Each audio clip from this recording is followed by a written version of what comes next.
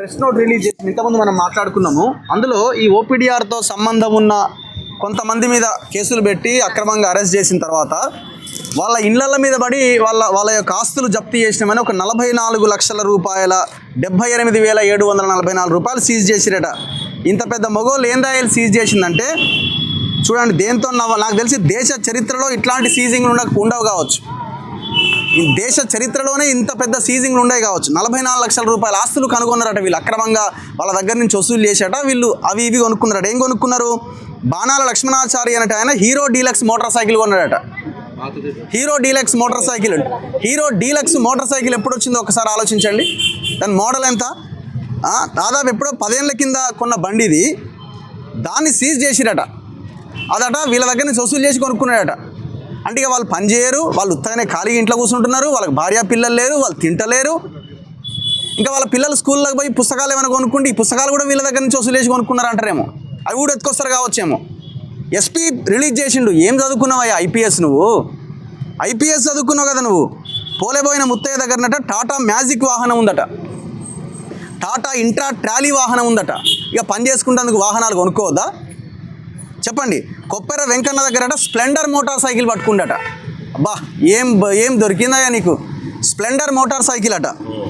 దాని వాల్యూ ఎంత ఉంటుంది? 10 లక్షల విలువ గల ఇండ్ల స్థలం అట. తన కొడుకు చదువులకు ఖర్చు చేసిండట. ఎవరు చెప్పారు నీకు ఇదంతా? ఎట్లా నువ్వు దీన్ని డిసైడ్ చేసినావు? అంటే వీళ్ళనట అరెస్ట్ చేసి కస్టడీలోకి తీసుకొని విచారిస్తున్నట్టు వాళ్ళే చెప్పినట్టు ఈ ఇన్ఫర్మేషన్.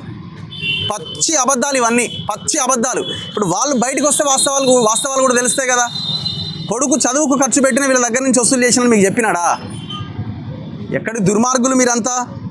తాళ్ళూరి కృష్ణ దగ్గరనట ఒక ట్రాక్టర్ ఉందట.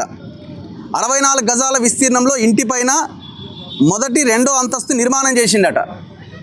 అంటే ఇల్లు కట్టుకోవద్దా? ఇక 35 ఎకరాల భూమి కొట్టేసిండయా. 64 గజాల భూమి, 64 గజాల భూమి. అది 640 కాదు, లేకపోతే పొంగులేటి శ్రీనివాసరెడ్డి లాగా 6,000 గజాలు 8,000 గజాలు కాదు, 64 గజాల ఇల్లు. 64 గజాల్లో ఆయన కింద ప్లేస్ సరిపోవాలి, ఇంకో ఫ్లోర్ వేసుకున్నాడేమో. అంటే వాళ్ళు 2008లో అట, 2008లో కట్టుకున్నాడట. సిగ్గుండాలి కదా, కొంచెమైనా బుద్ధి ఉండాలి కదా, జ్ఞానం ఉండాలి కదా. ఏం చదువుకున్నారు మీరు? ఇది ఎక్కడి నుంచి వచ్చింది? ఇది ఎస్పీ ఇచ్చిన ప్రెస్ నోట్. ఇది ఎస్పీనా? పోలీస్ కమిషనర్ ఆఫ్ పోలీస్ నుంచి వచ్చినటువంటి ఇది. ఎంత ఘోరం ఇది. బ్యాంకులో అట 4,45,000 ఉన్నాయట. 4,45,000 సీజ్ చేసిరట. ఇంకా తిన్నది కూడా నేను రాత్రి తిన్నాం, అది కూడా మాదే అని చెప్పి ఇంకా నయమే కక్కిచ్చి అది కూడా ఎత్తుకపోలే. ఎంత ఘోరం అండి ఇది, ఎంత అన్యాయం ఇది. ఏదో తవ్వి ఏదో పట్టినట్టుంది ఈ వ్యవహారం. తుమ్మల నాగేశ్వరరావు 35 ఎకరాలు దొబ్బేసిండ్రా, గిరిజనుల భూమి. అది 6,000 రైతు బంధు పడ్డది మొన్న రేవంత్ రెడ్డి వేసిండు. దాన్ని వెనక్కి తీసుకొని రా అంటే ఒక్కనికి శాతం అయితే లేదు. పొంగులేటి శ్రీనివాసరెడ్డి గాడ హైదరాబాద్లో ఎకరాలు లేపేసిండు. సిఐని ట్రాన్స్ఫర్ చేసిండు కేసు పెట్టినందుకు, బాధితుని కొట్టి కేసు పెట్టినందుకు అని. సిఐ కేసు పెడితే సిఐని సస్పెండ్ చేసినంటే పొంగులేటి శ్రీనివాసరెడ్డి మీద చర్యలు లేవు. రాఘవ కన్స్ట్రక్షన్స్ పేరు మీద మొన్న పోయి గవర్నర్ కంప్లైంట్ చేసి కదా వీళ్ళంతా బీఆర్ఎస్ వాళ్ళు. మరి దాని మీద ఏం యాక్షన్ ఉంది?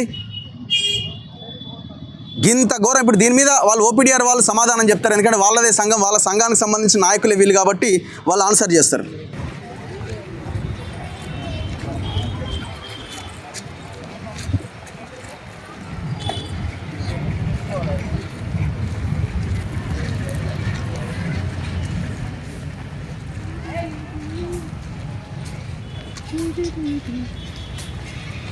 మనకు ఐఫోన్ అన్నట్టు